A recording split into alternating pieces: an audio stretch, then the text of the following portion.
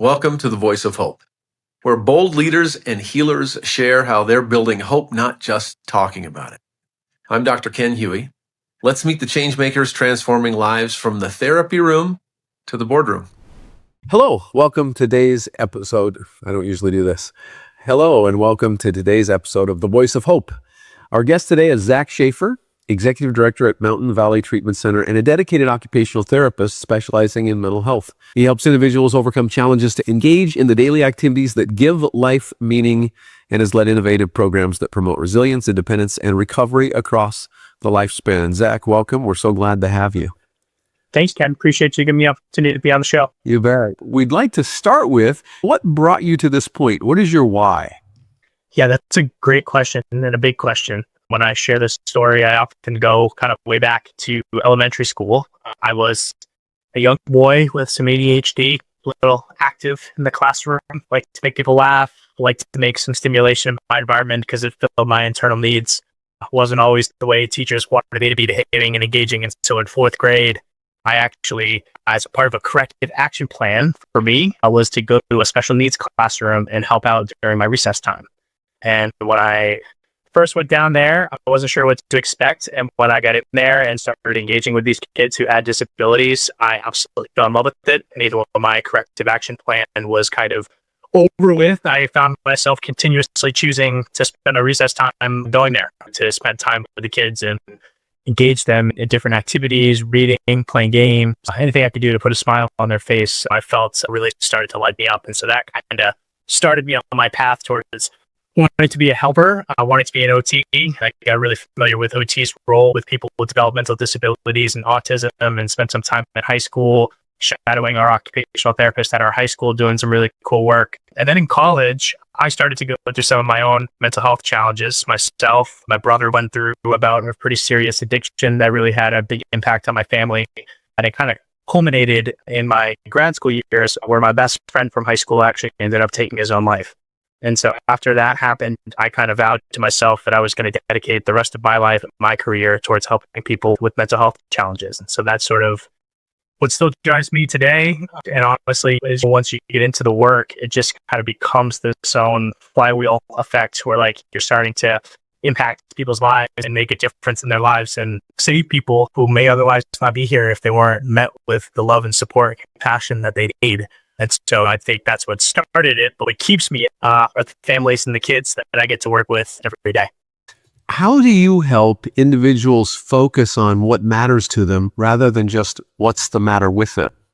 That's a great question. And I think given the fact that I work with adolescents and young adults, it's a challenging question because I think that this is a time in life where we're really trying to figure out what does matter and what doesn't matter. And like your prefrontal cortex is developing and you're starting to kind of see behind the veil of Oz. And it's very easy to develop that classic adolescent cynicism a bit about the world and how things are. And what I do, and it's not really what I do, what we do at Mountain Valley is give them a sense of community. Because I think a sense of community all of a sudden really starts to highlight really quick what matters and what doesn't matter. Like I remember even more recently, I'm on a journey. I'm a dad now, and this has been a new journey for me. I have 2 kids under 2, and even just like becoming a dad, like how much more what actually matters to me has become so much more clear. The amount of extra fat in my life that I have to trim because it just, why was I even doing that before? Why was I spending my time doing that? That doesn't matter, right? And so I think people really help us recognize what matters. And so I think what we do and what I do is try to connect people with communities that they want to belong to and be a part of. And that really helps connect them with what matters most to them. Can you explain how meaningful daily participation supports overall mental health and well-being? Yeah, so this is at the heart of occupational therapy. I think it's something that not everyone fully understands about our profession. I think people have heard of OTs working with folks with strokes or elderly folks who are aging, people with dementia, as I mentioned before, people with developmental disabilities. But it all comes down to this core concept that if we can't participate in life, if we can't do the things that matter to us or that we feel like matter to those around us, our own sense of internal confidence, competence, well-being, all of that starts to get atrophied, right? And so sometimes what's most important for people isn't just talking and processing through what's going on with them. That's an important part of the therapeutic process. But then being able to actually make a difference in the world around them, that's what everyone wants for themselves. That's what most people want for themselves, is to do something. We are inherently doers as human beings.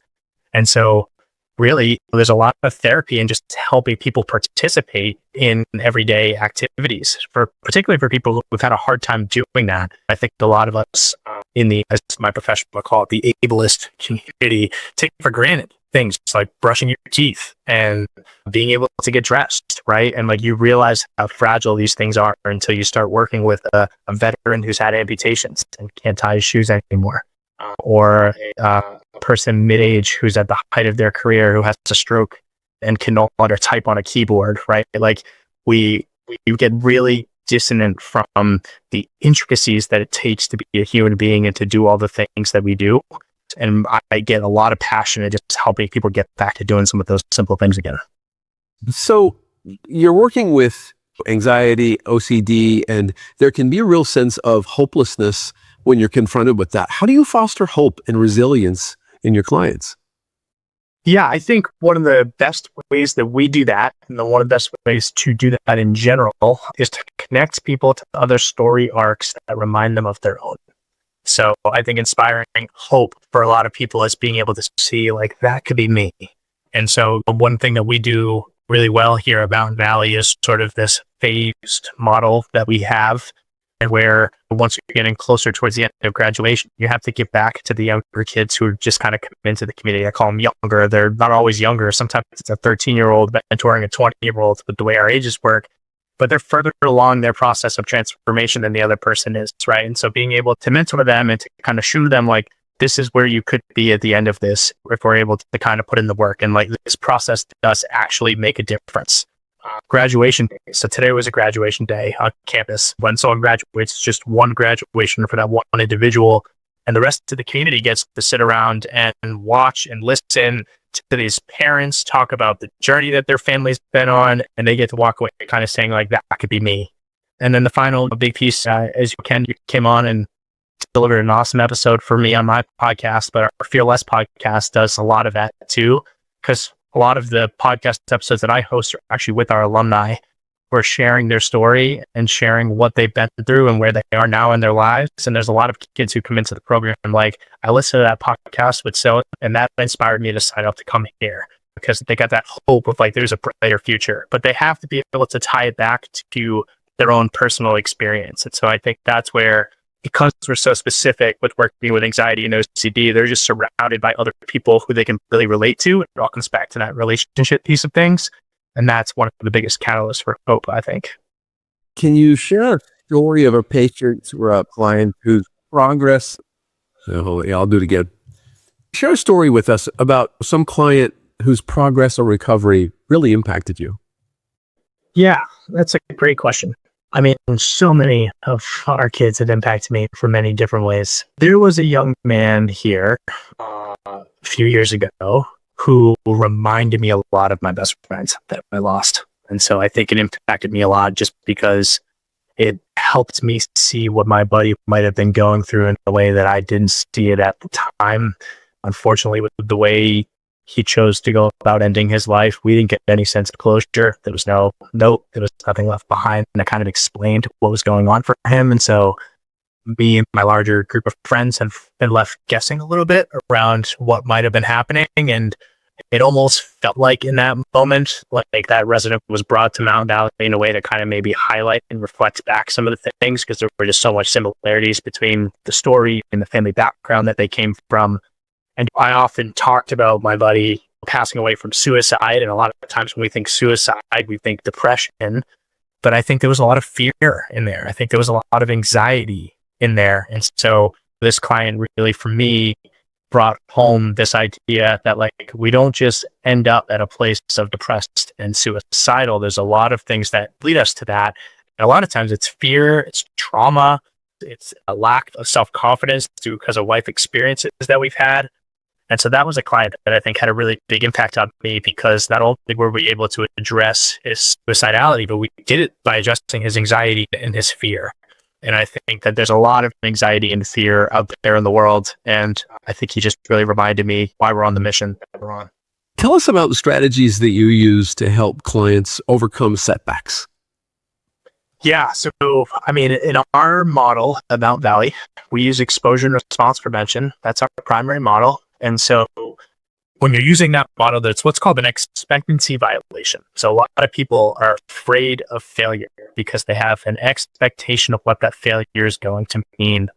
And exposure therapy is all about putting them in front of that feared response and creating a different outcome than what they expected to come, right? So I thought if I failed, then my parents would be incredibly disappointed in me.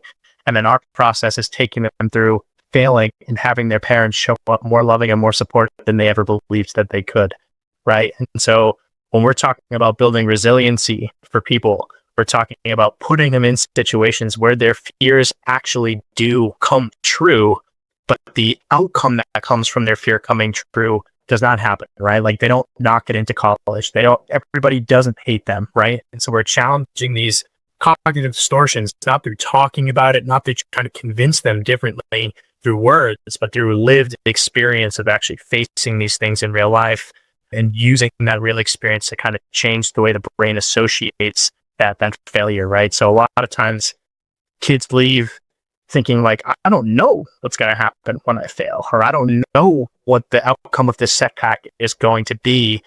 But in the long run, I have agency in actually shifting how this event impacts me, right? Like the story doesn't end at the end of the event. The story just begins, and how this event gets laid into the narrative of my entire life. But this chapter, I get to write the next chapter, which gives this chapter context, right?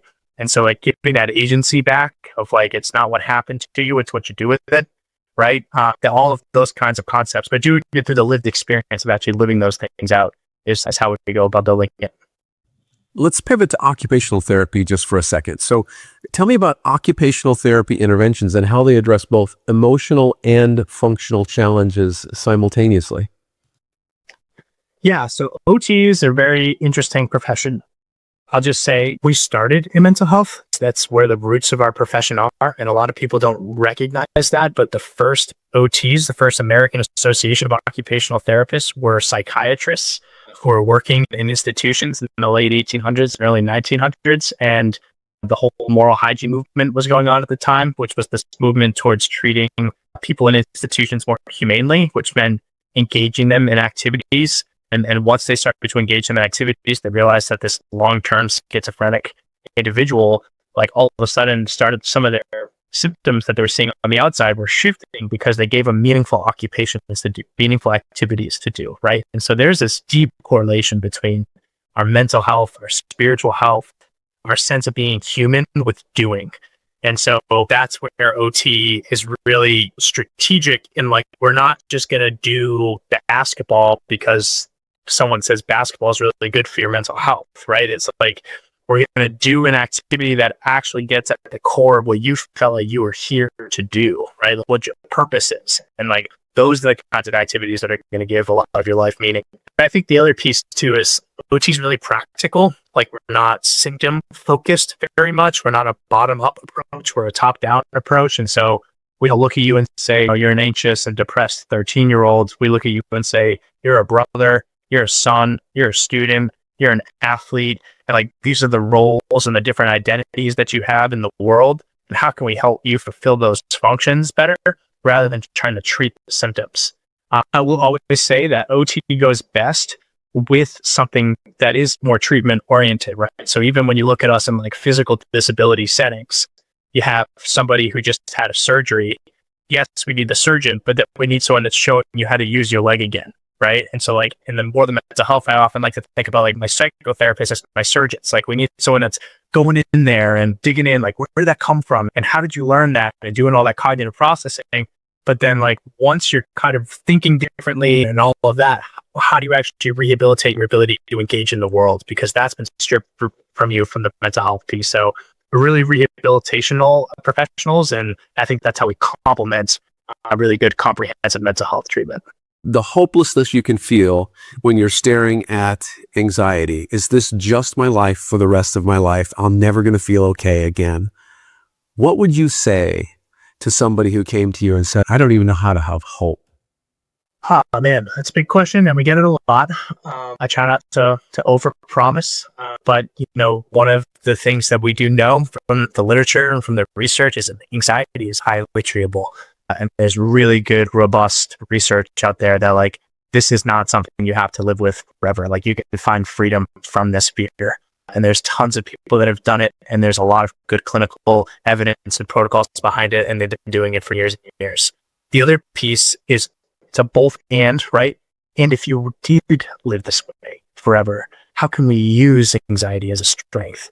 I meet people in my organization that have a higher sensitivity for anxiety, that have a higher sensitivity for the worst possible outcome or the risks, right? Those people make great risk managers. They make really good litigation people and legal people because they're looking at the nitty-gritty of the words that are being used and all of that kind of stuff, right? So it's both. You don't have to live with this forever.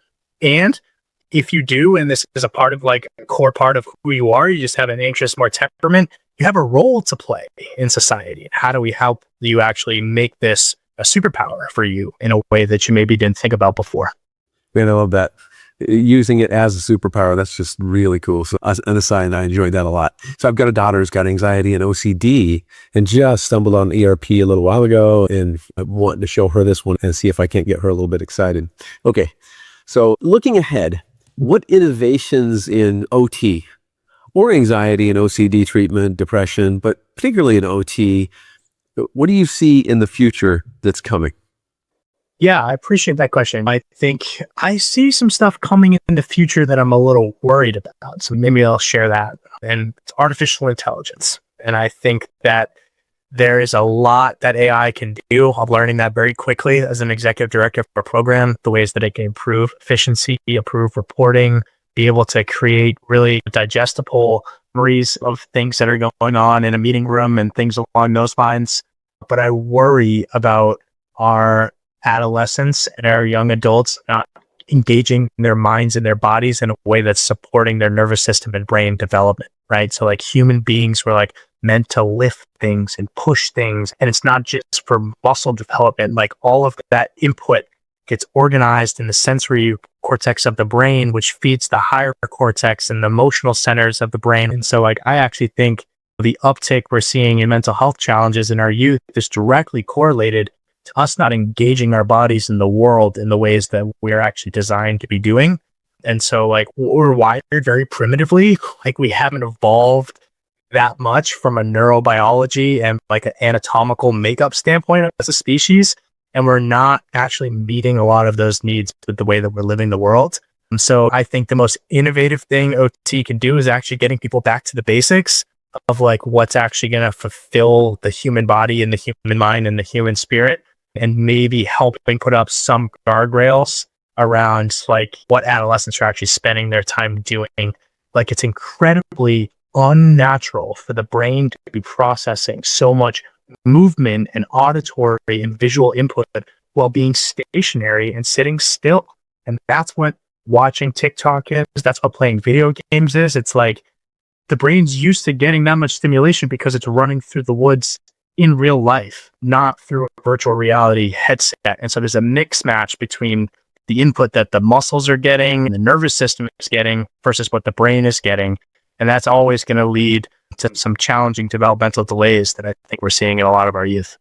It's interesting. I've got one son who uses ChatGPT as kind of a thought partner and considers therapeutic kinds of things, but it just bounces ideas and it seems to work really well. And then I've got a daughter who has anxiety, and the echo chamber of ChatGPT, when used in that way, and the lack of the real connection and stuff, I think speaks to part of what you're saying, that for my daughter, it's not particularly helpful. And I would not be excited if she was using AI to try and get through her struggles, as opposed to my son just using it as a thought partner.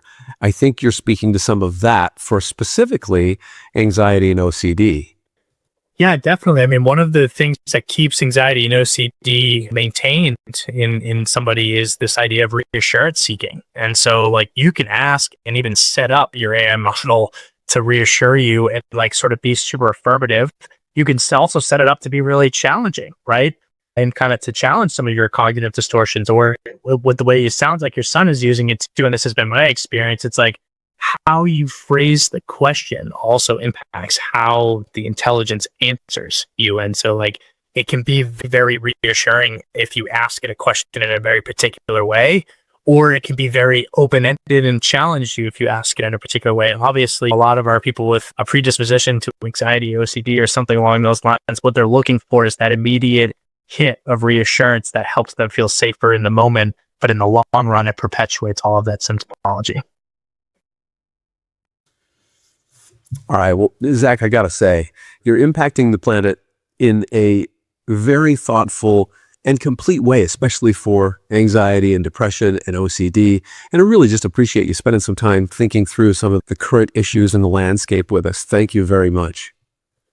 Yeah, thanks, Cameron. It's been great to be on here, and it's been great to get to know you and your team more. I've had a few of them on our podcast, and every single person I've come across, man, is world class. So I really appreciate the opportunity to collaborate with you guys.